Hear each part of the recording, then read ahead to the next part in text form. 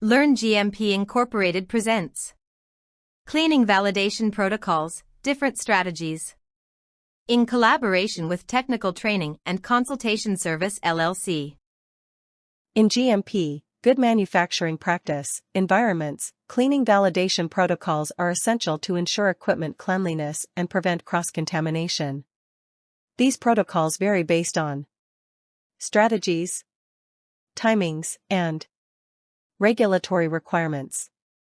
Here's a structured overview of the different types. Prospective Validation Protocol. Description: conducted before implementing a new cleaning process. Establishes documented evidence that the process consistently removes residues to acceptable levels. Use case: for new products, equipment, or processes. Concurrent Validation Protocol. Description: performed during routine production, often for legacy processes lacking prior validation. Data is collected in real time as batches are produced.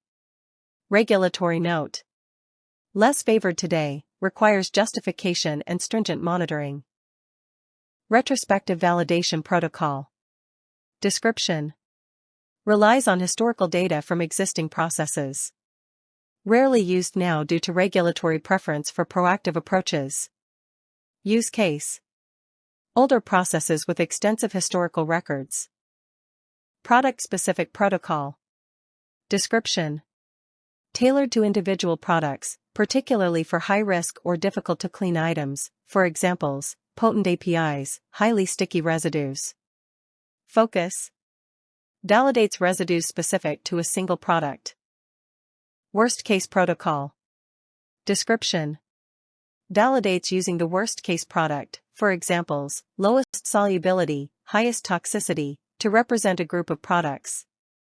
Advantage: reduces validation workload by covering multiple products. Bracketing protocol.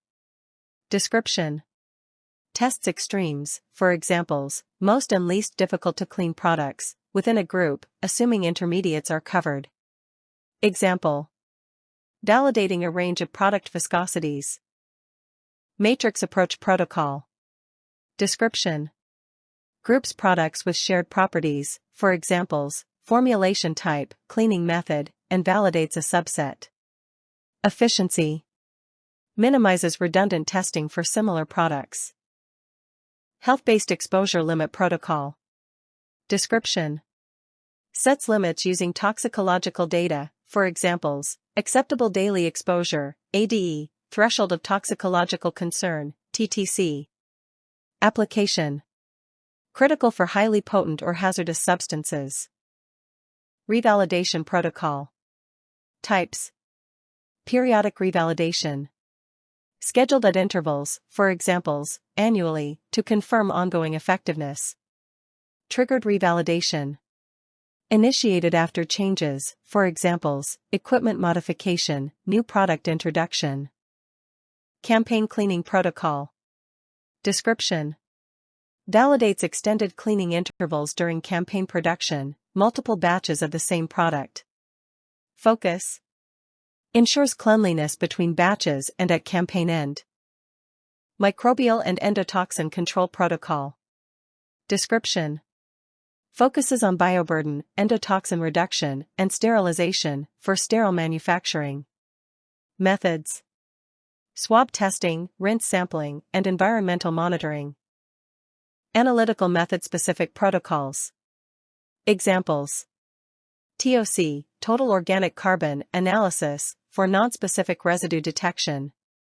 HPLC/UV visible, specific analyte quantification. Microbial testing, swabs for bioburden. Key considerations. Acceptance criteria. Based on MACO, maximum allowable carryover, ADE, or LD50. Sampling methods: swab, rinse, or placebo sampling. Documentation: detailed records of procedures, results, and deviations.